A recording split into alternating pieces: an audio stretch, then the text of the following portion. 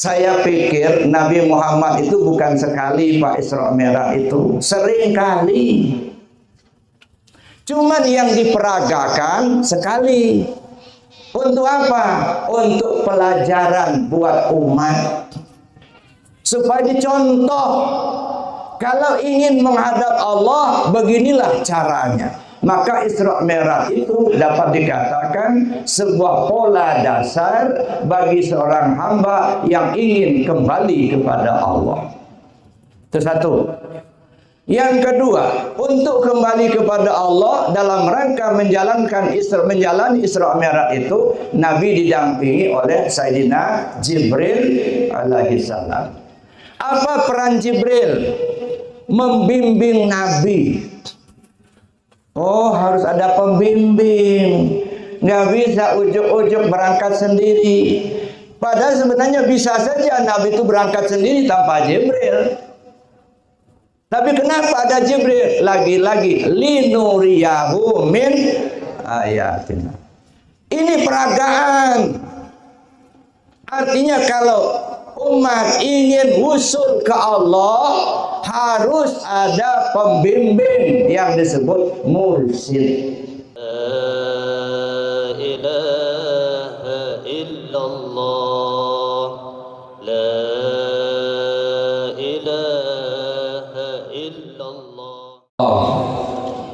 Assalamualaikum ya Habiballah. Assalamualaikum ya Safwatullah. Assalamualaikum ya Sayyidil Mursalin At-Taibin At-Tahirin. Assalamualaikum wa ala azwajika At-Tahirat wa ummahatil mu'minin. Assalamualaikum wa ala ashabika ajma'in. Assalamualaikum wa ala al-anbiya'i wal mursalin wa sa'iri ibadillahi salihin. Assalamualaikum ayyuhan nabi wa rahmatullahi wa barakatuh. Assalamualaikum ya awliya illah min masyariqil ardi ila magharibiha barya wa bahriha. Assalamualaikum ya rijalul ghaib. Assalamualaikum ya arwahul muqaddasah. Ya nuqaba, ya nujaba, ya ruqaba, ya budala. Ya autadun ardi autadun arba'a. Ya imamani ya qutbu ya fardu ya umana. Aghithuni bi ghawsah wanzuruni bi nazrah warhamuni bi rahmah. Wahasinu muradi wa maqsudi wa qumu ala qada'i hawaiji indan nabiyina Muhammadin sallallahu alaihi wasallam. Sallamakumullahu ta'ala fid dunya wal akhirah. Assalamualaikum ya Nabi Allah Khidir alaihi salatu wassalam. Al-Fatihah. أعوذ بالله من الشيطان الرجيم بسم الله الرحمن الرحيم الحمد لله رب العالمين الرحمن الرحيم مالك يوم الدين إياك نعبد وإياك نستعين صراط المستقيم صراط الذين أنعمت عليهم غير المغضوب عليهم ولا الضالين. Yang saya cintai, yang saya sangat ta'zimi, yang kita semua sangat mencintai beliau, Mursyid Kamil Tariqat Naqsyabandi Al-Khalidi, Abuya Amran Wali Al-Khalidi, selaku Wali Agama Aceh dan Khadi Mufti Malikul Adil, juga kepada Inyak dan Umi serta putra-putri Abuya semuanya. Semoga semuanya diberi Allah kesehatan lahir dan batin, dipanjangkan umurnya, dan dimudahkan segala urusannya. Al-Fatihah. Alhamdulillahirabbil alamin. Arrahmanirrahim. Iyyaka na'budu wa iyyaka nasta'in. Shiratal ladzina an'amta 'alaihim ghairil maghdubi 'alaihim. Al-Mukarram yang saya muliakan Kiai Haji Profesor Dr. Ruhaidi dari Surabaya, dan yang saya muliakan Bapak Kiai Haji Husnan Malik dari Kota Binjai, Sumatera Utara, dan yang saya hormati Gubernur Aceh atau yang mewakili, dan yang saya hormati jajaran pemerintahan Kabupaten Aceh Selatan beserta aparat pemerintah setempat dari camat sampai ke kepala desanya, dan yang saya hormati Ketua Zuriat Raja-Raja se-Nusantara Buya Fikri, juga yang saya hormati Ketua Umum MPPT Pusat Abi Sahal, dan seluruh wali-wali Nangro dari seluruh daerah yang berhadir pada malam hari ini. Juga yang saya hormati Gubernur MPPTI dari seluruh wilayah yang hadir, dan yang saya hormati para khalifah Dewan Guru MPPT se-Nusantara yang hadir, dan juga yang saya hormati dari Kapolda Aceh atau yang mewakili juga dapat hadir pada malam hari ini. Bapak Ibu, para hadirin hadirat rahimahumullah yang sangat saya cintai, sebelum saya melanjutkan materi yang ingin saya sampaikan dalam kesempatan ini, saya mengajak kita semua untuk sama-sama mendoakan saudara-saudara kita yang telah terkena musibah beberapa waktu yang lalu, baik yang di Aceh, Sumatera Utara, dan Sumatera Barat. Semoga mereka yang berpulang ke rahmatullah diampunkan segala dosanya, diterima amal ibadahnya. Begitu juga yang terkena dampak, semoga Allah Subhanahu wa taala memberikan jalan keluar dari kesulitan yang mereka hadapi dan memberikan keikhlasan dalam menerima musibah tersebut. Dan juga kepada pemerintah setempat, baik yang ada di Nangro Aceh Darussalam maupun yang ada di Sumatera Utara dan Sumatera Barat, mudah-mudahan diberi Allah kekuatan dan jalan keluar yang terbaik untuk membina rakyatnya, merehabilitasi tempat-tempat yang terdampak musibah kemarin. Ala hadiniyah bi syafaati Rasulillah sallallahu alaihi wasallam wa bi karamati Sultan Auliya Syekh Abdul Qadir Jailani qaddasallahu sirrahu wa bi karamati Sayyid Karam Syekh kami Mukamil Abuya Amran Wali bi barakati al-Fatihah. A'udzu billahi minasyaitonir rajim. Bismillahirrahmanirrahim. Alhamdulillahirabbil alamin arrahmanir rahim maliki yaumiddin. Iyyaka na'budu wa iyyaka nasta'in ihdinas siratal mustaqim siratal ladzina an'amta 'alaihim ghairil maghdubi 'alaihim waladdallin. Abuya yang saya muliakan, hadirin wal hadirat rahimakumullah, kita sudah sama-sama mengikuti beberapa tempat peringatan Isra Mi'raj, baik dari tingkat pusat sampai ke tingkat desa. Semua yang kita ikuti bermuara kepada sholat. Karena itu sudah sering kita dengar, maka pada malam hari ini saya tidak akan membahas tentang sholat, tetapi mengajak Bapak Ibu untuk mencari petunjuk apa yang sebenarnya yang ditunjukkan oleh peristiwa Isra dan Mi'raj itu. Kenapa saya mengajak ke arah itu?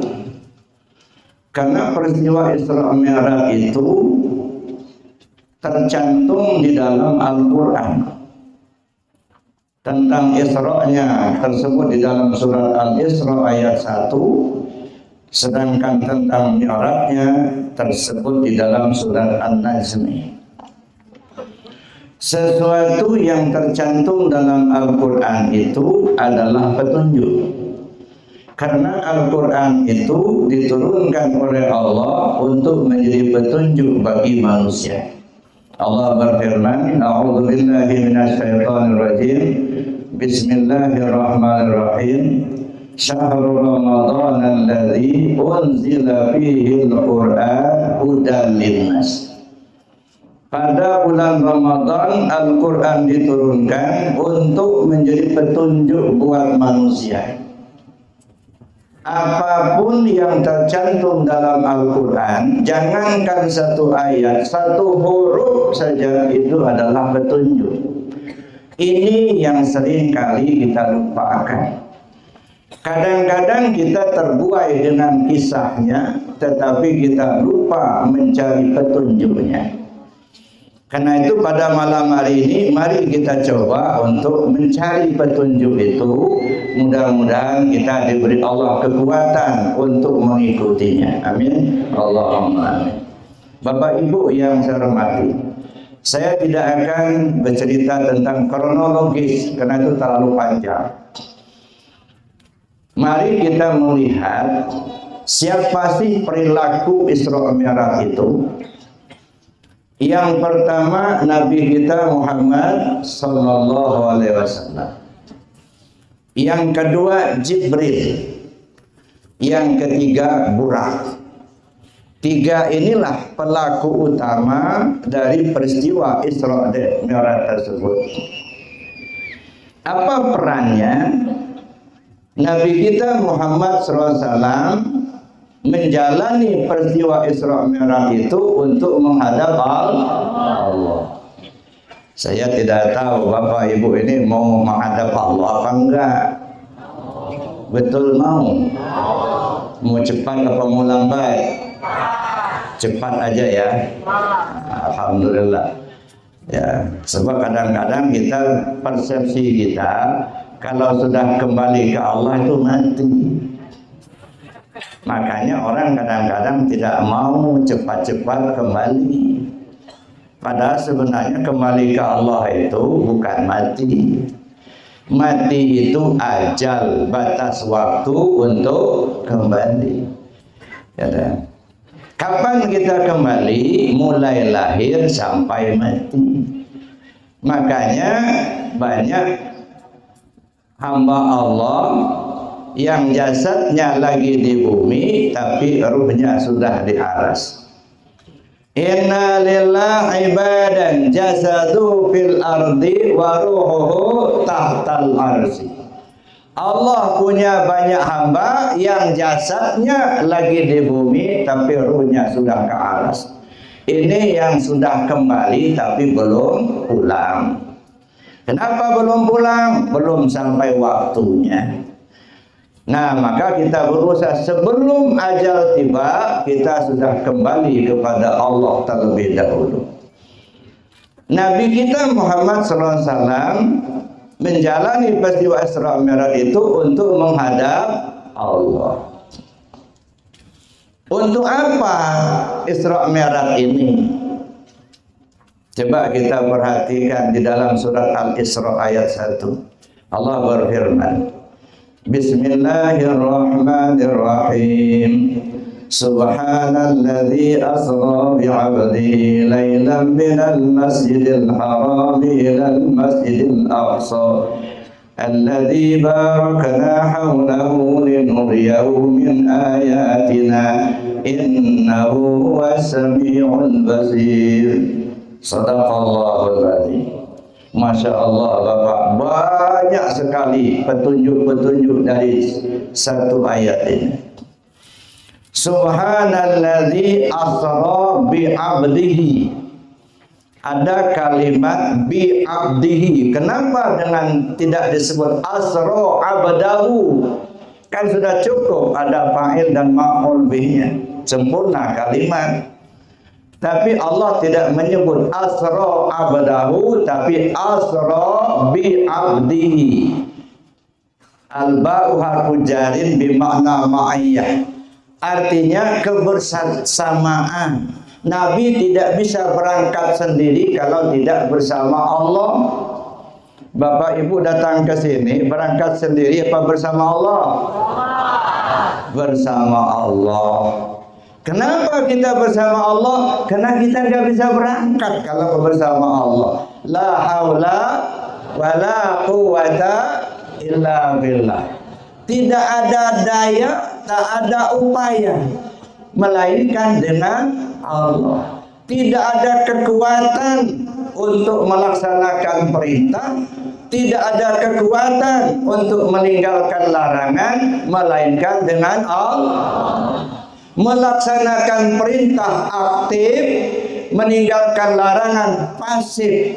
Tidak bisa aktif, tidak bisa pasif, melainkan dengan Allah.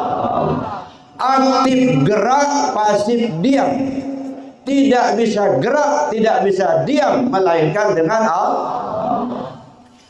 Gerak aja nggak bisa, apalagi mau jalan kalau nggak bersama Allah.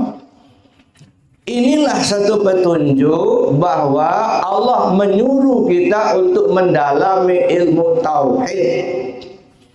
Bersyukur kita kepada Allah Subhanahu wa taala, guru kita Abuya Mursyid Kamil Mukammil membimbing kita semua untuk bertauhid kepada Allah dengan adanya satu gerakan, satu organisasi majelis pengkajian tauhid tasawuf.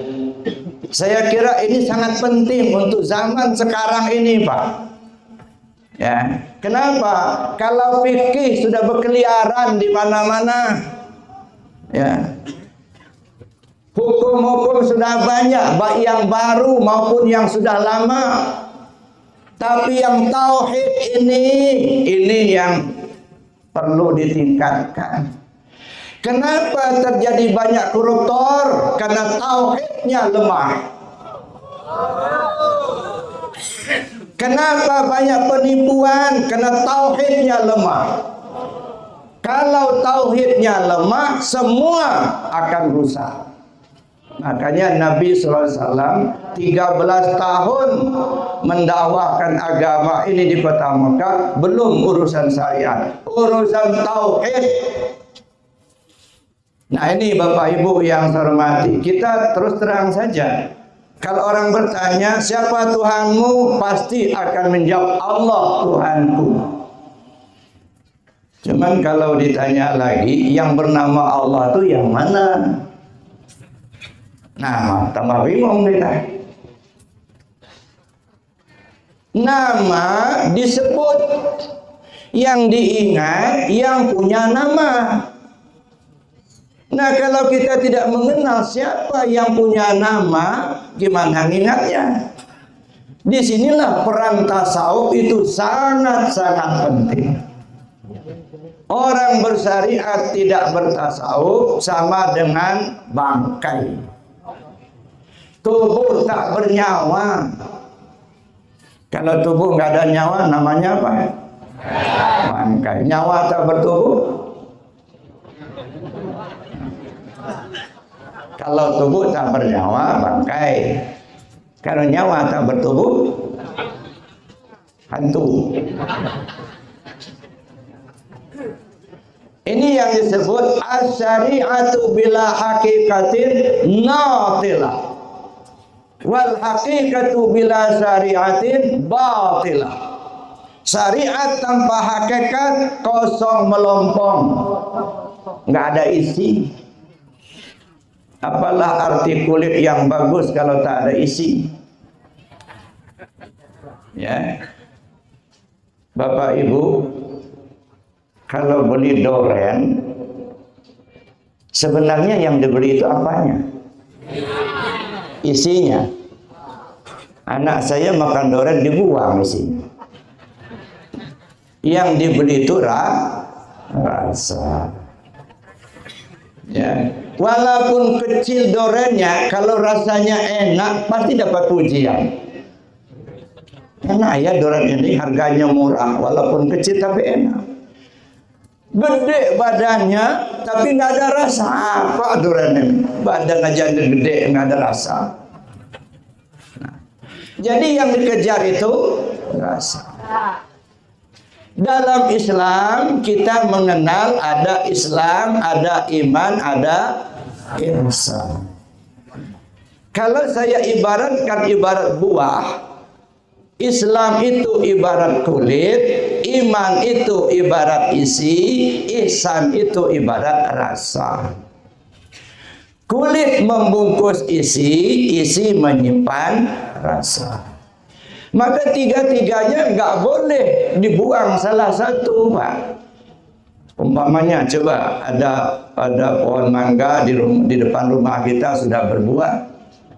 Kita lihat buahnya. Lalu bapak atau ibu ambil pisau, dikupas. Saya nggak penting kulitnya, yang penting isinya. Buang semua kulitnya. Besok busuk, Pak.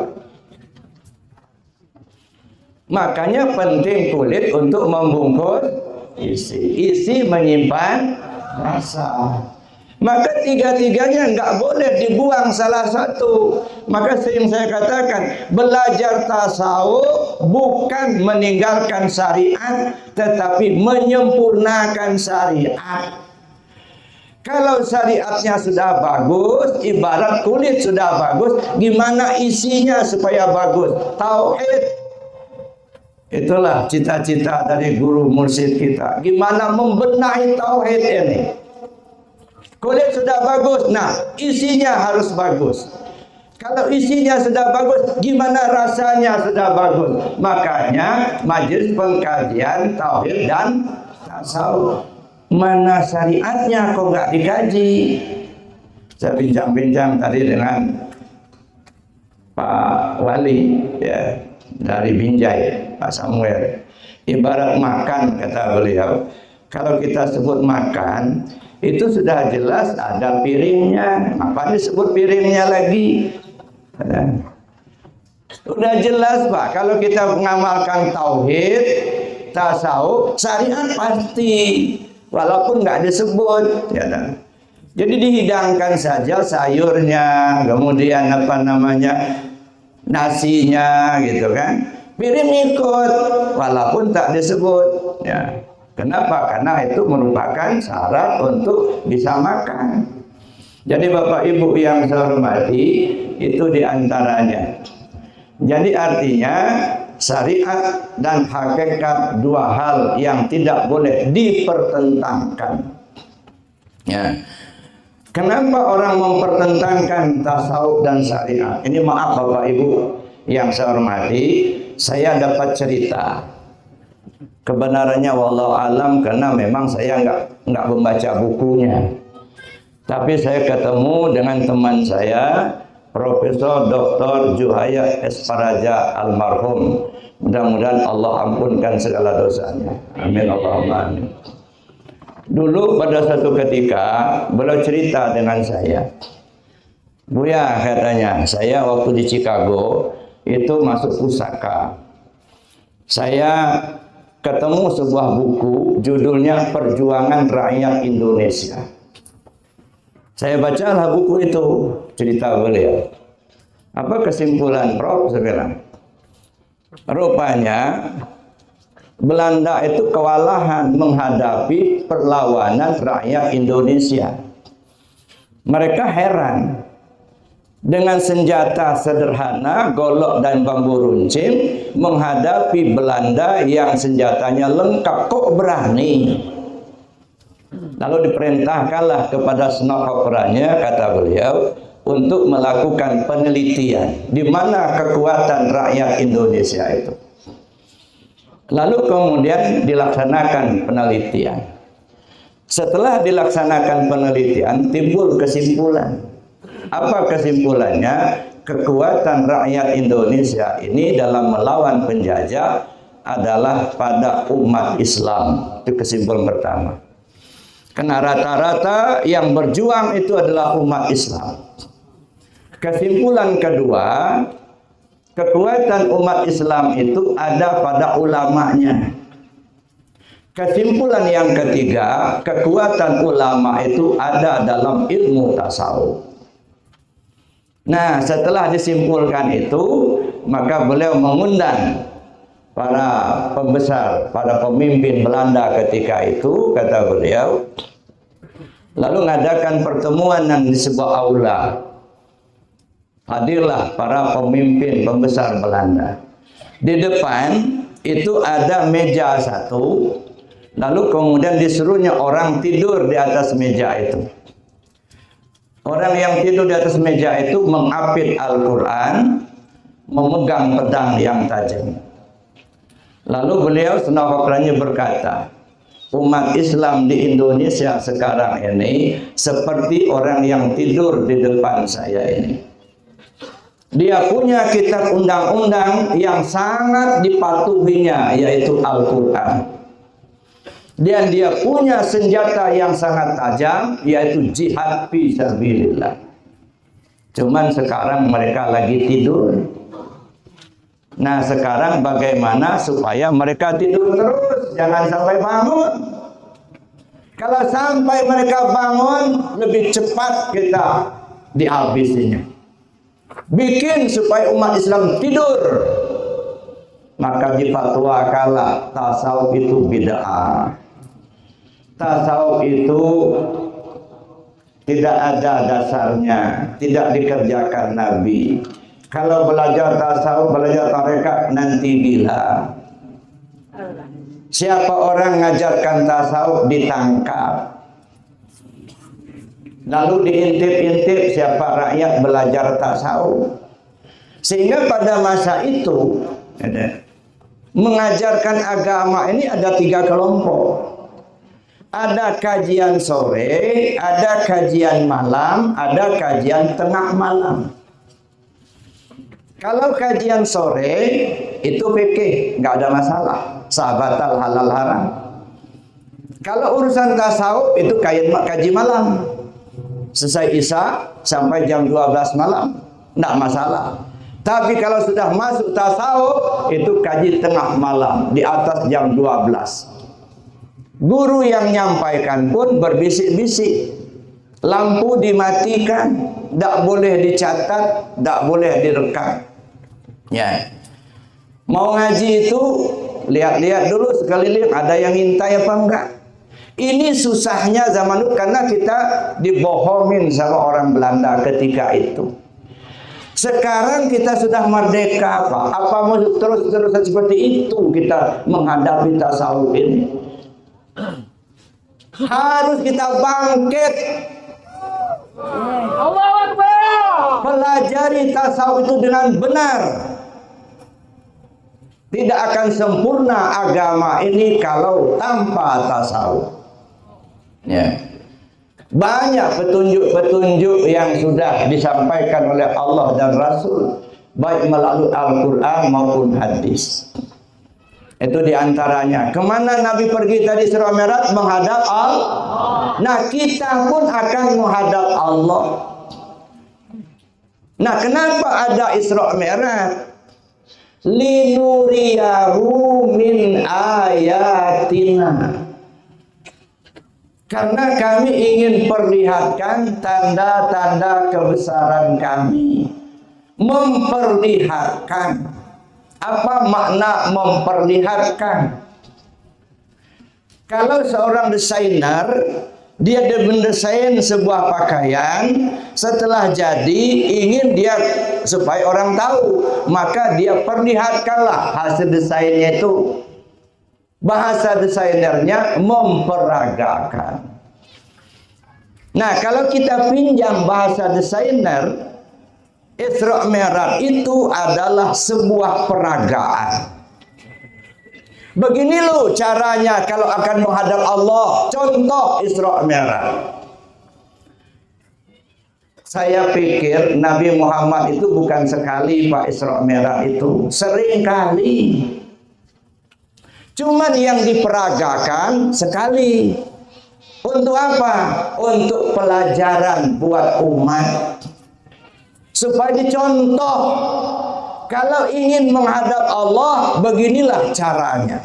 Maka Isra Mi'raj itu dapat dikatakan sebuah pola dasar bagi seorang hamba yang ingin kembali kepada Allah. Itu satu. Yang kedua, untuk kembali kepada Allah dalam rangka menjalani Isra Mi'raj itu, Nabi didampingi oleh Sayyidina Jibril alaihissalam. Apa peran Jibril? Membimbing Nabi. Oh, harus ada pembimbing. Nggak bisa ujuk-ujuk berangkat sendiri. Padahal sebenarnya bisa saja Nabi itu berangkat sendiri tanpa Jibril. Tapi kenapa ada Jibril? Lagi-lagi linuriyahu min ayatina. Ini peragaan. Artinya kalau umat ingin usul ke Allah, harus ada pembimbing yang disebut mursyid. Tapi kata Syekh Muhammad Amin Al-Qurdi, menemukan seorang guru mursyid itu sangat-sangat sulit. Lebih sulit daripada menemukan belerang merah. Kenapa lebih sulit? Sebab kalau menemukan belerang merah memang sulit. Cuman kalau sudah ketemu, tahulah kita itu belerang warnanya merah. Tapi menemukan seorang guru mursyid, di mana sulitnya? Seorang guru mursyid tidak pernah ngaku dirinya mursyid. Tetapi tidak setiap orang mengaku bukan mursyid, dia mursyid. Nah, di situ sulitnya. Yang mursyid tidak mengakui dirinya, tidak mengaku dirinya mursyid.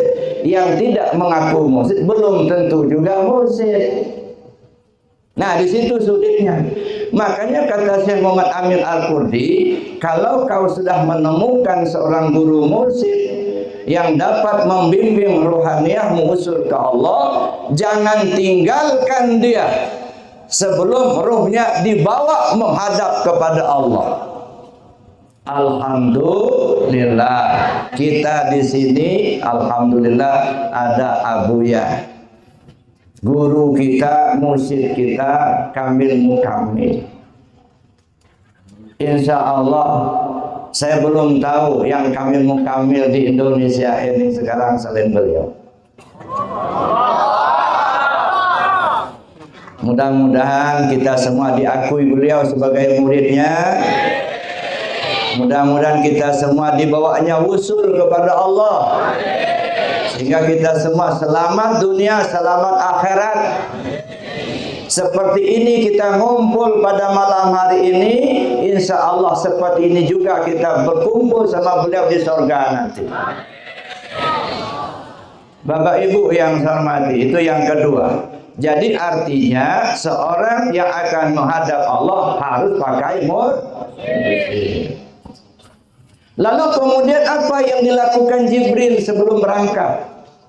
Belah dada Nabi. Dada dibelah. Untuk apa?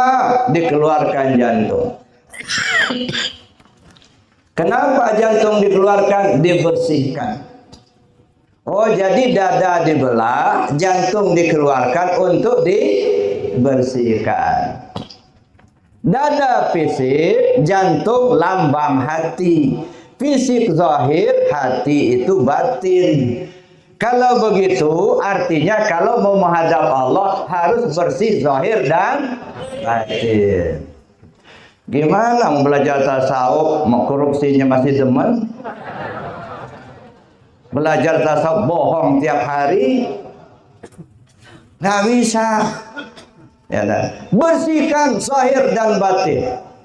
Mulai dari makanan, pakaian, minuman, tempat tinggal, bersih zat dan sifat. Kan ada cerita seorang sahabat lapor ke Rasul, ya Rasul, itu ada seseorang Itu tawaf terus di Ka'bah. Udah 3 hari 3 malam. Sampai rambutnya kusut, bajunya kumal. Tawaf terus. Dia berdoa sampai nangis-nangis, tapi tidak dikabulkan Allah doanya ya Rasul. Kenapa ya Rasul? Apa jawab Rasul? Bagaimana doanya akan dikabulkan?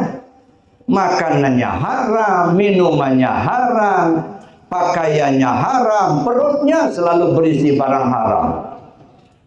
Minta dikabulkan doa, tapi pakaian, makanan, minuman itu haram.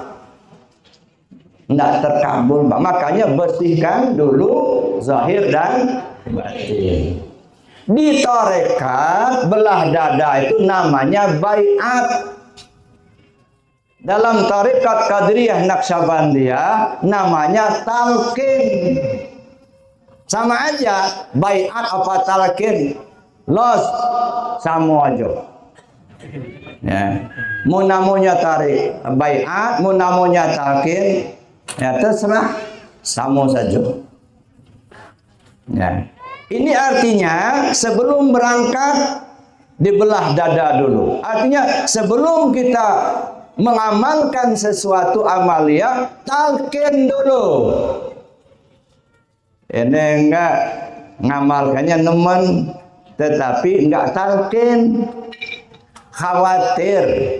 Ibarat kita naik kereta, Pak. Udah nyaman duduk di gerbong kereta, pakai AC, kursi empuk, rasa-rasa udah nyampailah ke alamat yang dituju. Begitu lokomotifnya jalan, gerbong tinggal. Kenapa? Enggak nyantol. Nah ini, perasaan kita sudah neman bener ngamalin ini, tapi enggak nyantol. Maka disitulah pentingnya silsilah. Dari si A ngambil dari si B, si B ngambil dari si C ngambil dari si D, terus sampai ke junjungan kita Nabi Muhammad SAW. Nyantol itu namanya silsilah transmisi, ya kan? Atau rantai tarekat. Jadi kita mengamalkan satu tarekat itu harus bersanad talqin zikir. Oleh karenanya Bapak Ibu yang saya hormati, setelah Nabi SAW dibelah dadanya oleh Jibril, apa yang dilakukan Jibril? Mendatangkan burak. Ya kan? Udah pernah ngeliat burak belum? Belum. Saya sering jadi burak. Burak ini ya, kata Nabi, tunggangan nabi-nabi sebelum aku. Tuh catat kita. Burak ini tunggangan nabi-nabi sebelum aku. Jibril mencari burak di taman burak dalam sorga. Ketemu burak kurus. Buraknya kurus, dia tidur-tiduran, dari matanya menetes air mata, menangis. Lalu didatangi Jibril. Hei burak, saya lihat teman-temanmu yang lain pada gemuk-gemuk, riang gembira, tapi kamu sendiri sepertinya bersedih hati, badanmu kurus kering. Kenapa? Wahai Jibril, bagaimana saya enggak kurus? Semenjak saya mendengar nama Muhammad, saya rindu kepingin ketemu. Saking rindunya saya, sampai-sampai makan tak enak, tidur tak nyenyak. Hingga badanku kurus seperti ini. Saya rindu dengan Muhammad.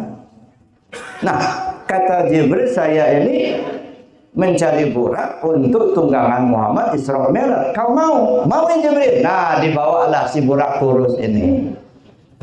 Jadi ibu-ibu yang kurus nggak usah kecil hati.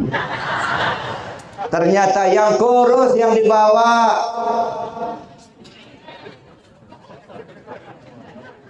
Sampai di depan Nabi, si burak ini loncat-loncat, nggak bisa diam. Ditegur sama Jibril. Hei, kenapa kamu kok nggak bisa diam? Apa nggak mau ditunggang oleh Muhammad? Ya bukan begitu ya Jibril. Lalu kenapa? Sebelum Muhammad naik punggung saya kepinginnya Muhammad itu janji dulu sama saya. Mau Muhammad? Mau. Janji apa Burak? Wahai Muhammad, kalau kau sudah naik punggung saya ini, ketika kau akan masuk surga nanti, jangan tunggang Burak lain selain saya sendiri. Ini permintaannya. Ibarat orang, ya pasangan suami istri, kalau udah nikah jangan cari yang lain. Ini permintaan si Burak ini. Kalau akan masuk surga, jangan tunggang Burak lain selain saya sendiri. Payo, kata Nabi. Ya, kata Nabi. Lalu si Burak ngomong lagi, wahai Muhammad, sebagai tanda persetujuan, tolong betul tanganmu yang mulia itu taruh dulu di atas punggung saya ini. Nabi menaruh tangannya di atas punggung Burak.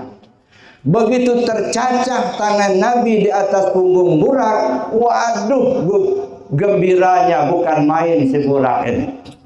Senang gembira. Saking gembiranya, tubuhnya tidak mampu menampung ruhnya. Membubung besar tinggi sampai setinggi 40 hasta.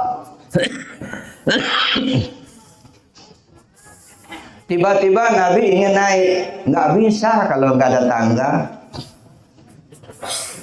Tiba-tiba datanglah rohaniah Sultan Aulia Syekh Abdul Qadir Jailani Qaddasallahu Aziz, menyediakan punggungnya untuk dipijak oleh Rasul sebagai tangga naik ke atas Burak. Ketika Nabi memijak punggung Sultan Aulia, Rasul bilang, saya sekarang memijak punggungmu, kelak kau akan memijak punggung para waliullah. Naiklah Nabi ke atas Burak. Sampai di sini apa petunjuknya? Bapak Ibu yang saya hormati, kata Nabi SAW, Burak ini tunggangan nabi-nabi sebelum aku. Datang Nabi Adam bawa nunggang Burak ini. Nabi Sis, Nabi Idris, Nabi Sulaiman, Nabi Ibrahim, sampai kepada Nabi kita Muhammad SAW. Burak ini rupanya tunggangannya.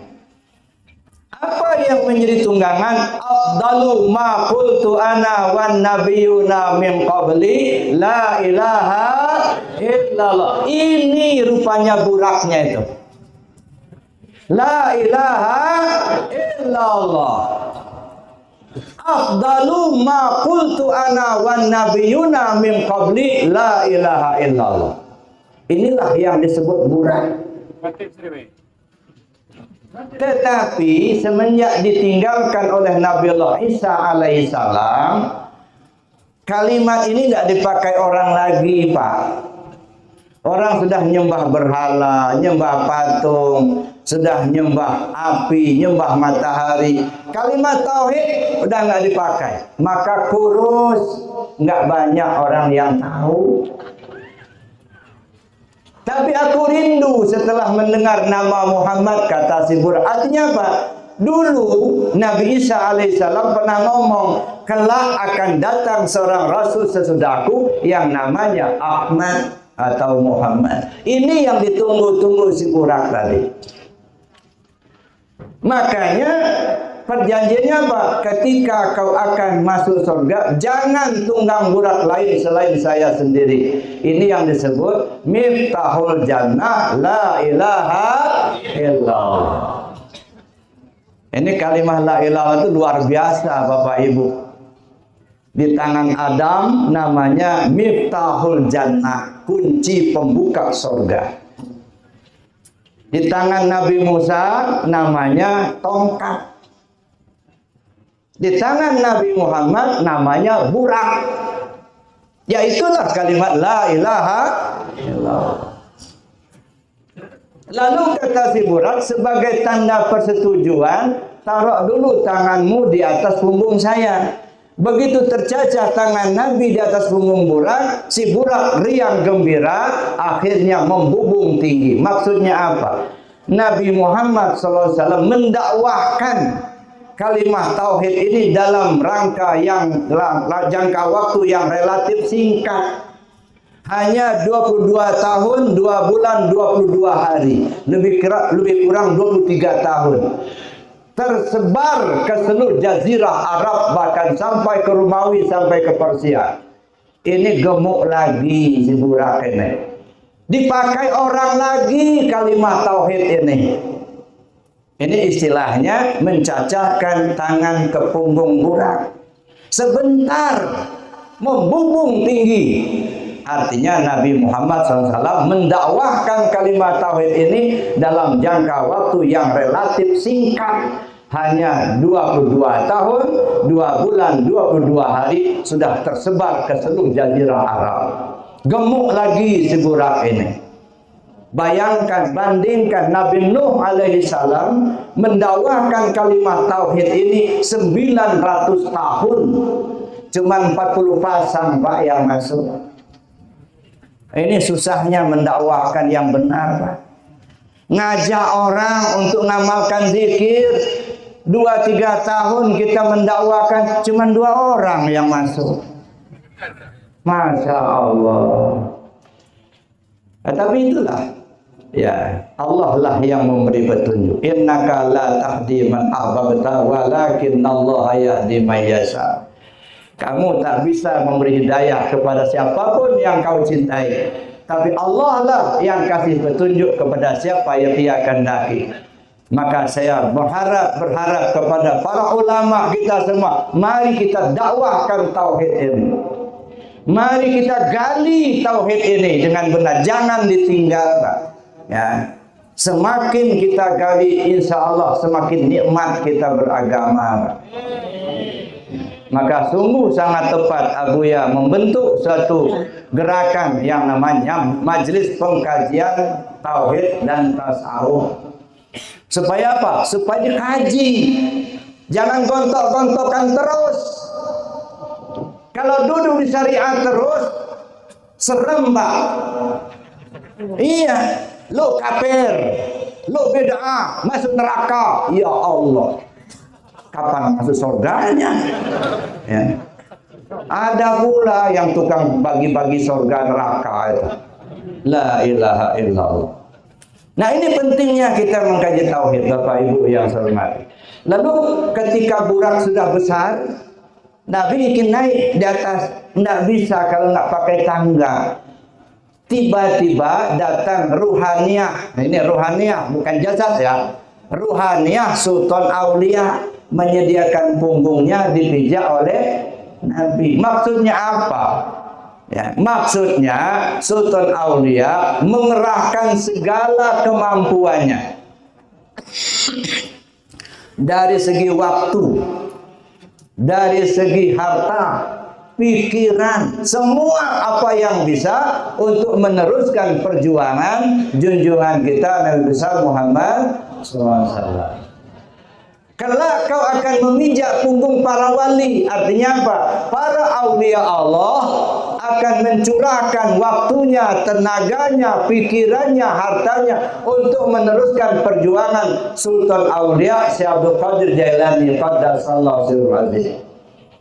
Menyediakan punggung dipijak. Nah, kita selaku murid, bersediakah kita dipijak punggung kita oleh guru kita? Jangan pula nanti malam, tengah malam, tolong Bu ya, pijak dulu punggung saya. Ya enggak begitulah.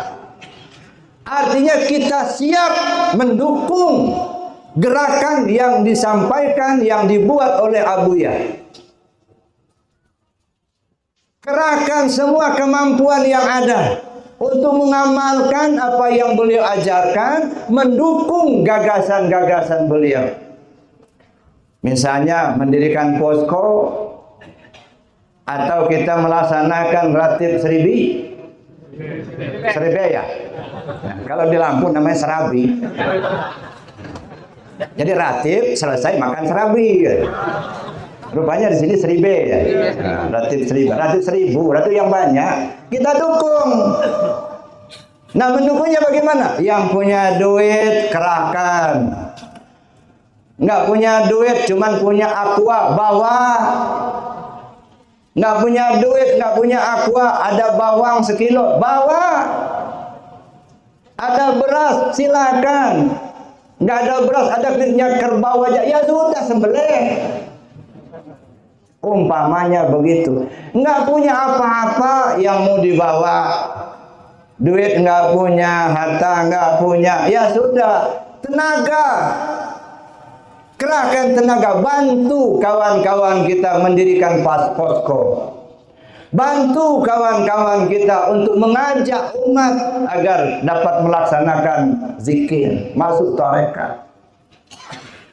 Ketika ada acara, kita nggak punya tenaga, katakanlah begitu, kita tidak punya uang, tidak punya, datang aja. Nggak usah ngasih apa-apa, datang aja. Itu sudah khidmat kepada guru.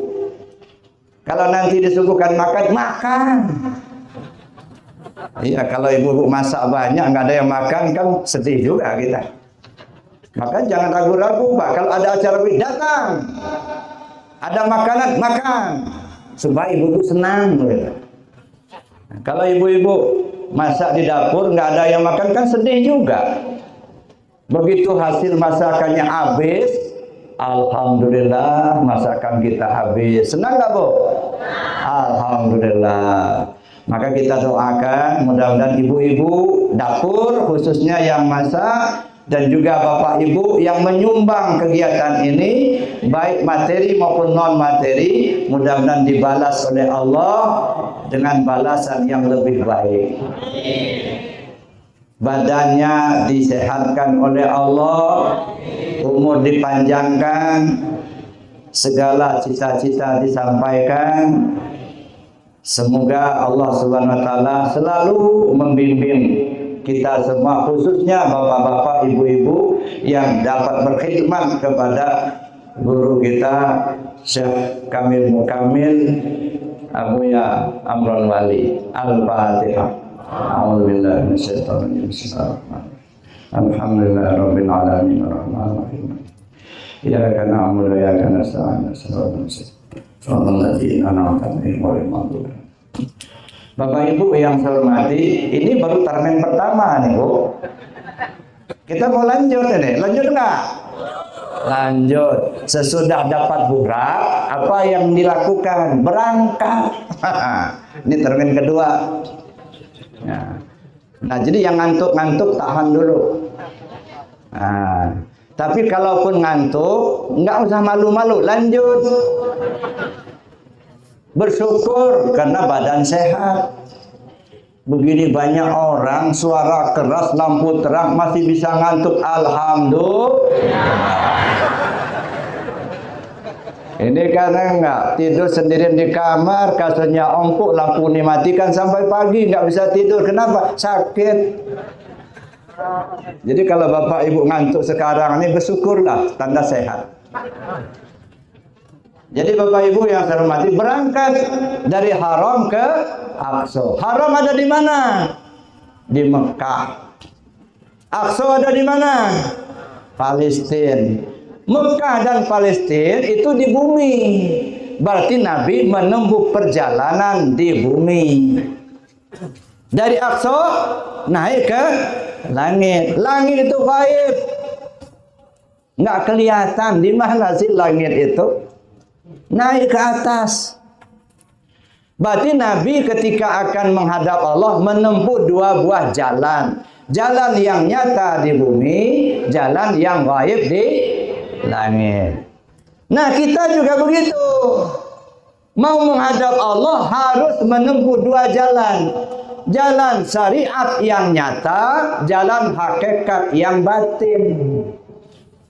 Nah, kalau hanya satu syariat aja, cuman sampai ke Aqsa aja. Iya, bergelimang di syariat, ya, nggak mau tasawuf, nggak mau ngaji tasawuf, nggak mau ngaji tarekat, tapi terasa sampai tua kok nggak khusyuk sholatnya. Ya gimana mau khusyuk, cuman sampai ke Aqsa, nggak ketemu Allah. Nah, jadi ini isyarat. Kalau ingin ketemu Allah, mesti perjalanan syariat zahiriyah dan hakikat batin ya. Ada nggak ayatnya? Ini kadang-kadang orang kan nanya, ya, mana dalilnya? Ya. Bismillahirrahmanirrahim. Man kana yarju liqa'a rabbih falyamal 'amalan shalihan wa la yusyrik bi ibadati rabbih ahada. Siapa orang yang ingin berjumpa dengan Tuhannya, maka hendaklah dia lakukan amal soleh dan jangan persekutukan Allah itu dengan sesuatu apapun juga. Dua, lakukan amal soleh, jangan persekutukan. Amal soleh syariat, jangan mempersekutukan di hakikat. Jadi artinya harus menempuh jalan syariat dan jalan hakikat. Burung itu nggak bisa terbang Pak kalau satu sayap, mesti dua sayap baru bisa terbang. Nah barulah Bapak Ibu Nabi SAW menuju Sidratil Muntaha. Apa itu Sidratil Muntaha? Jangan dibayangkan Sidratul Muntaha itu adalah satu kota yang indah, bukan. Kesadaran yang tinggi. Isra Mi'raj itu perjalanan ruhani, bukan perjalanan jasmani. Ya kan? Buktinya Nabi Muhammad didampingi Jibril, malaikat. Di Aqsa ditunggu oleh ruh-ruh para anbiya, para mursalin.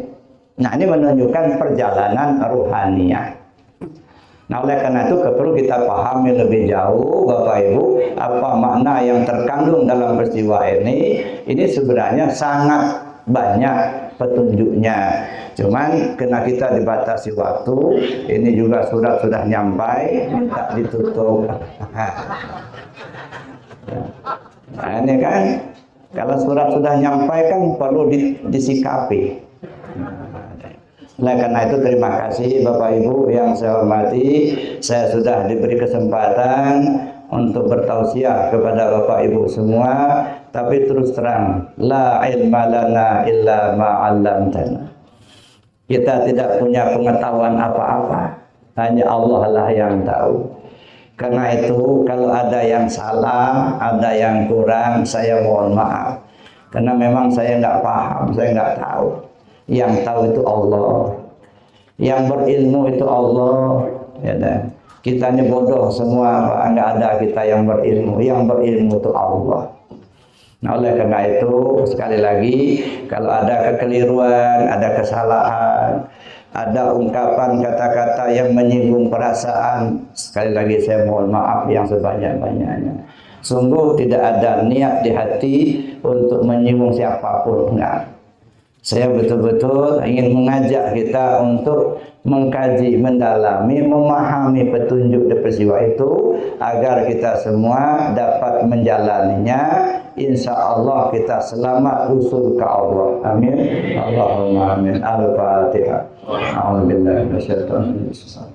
Alhamdulillahirabbil alamin. Ya na'budu wa nasta'in. Shallal ladzina an'amta 'alaihim.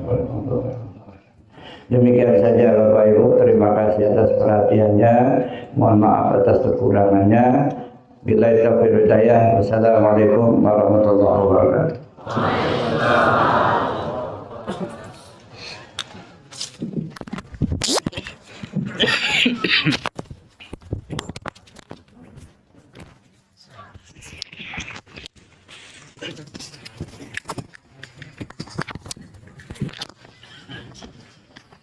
Terima kasih banyak tercipta kepada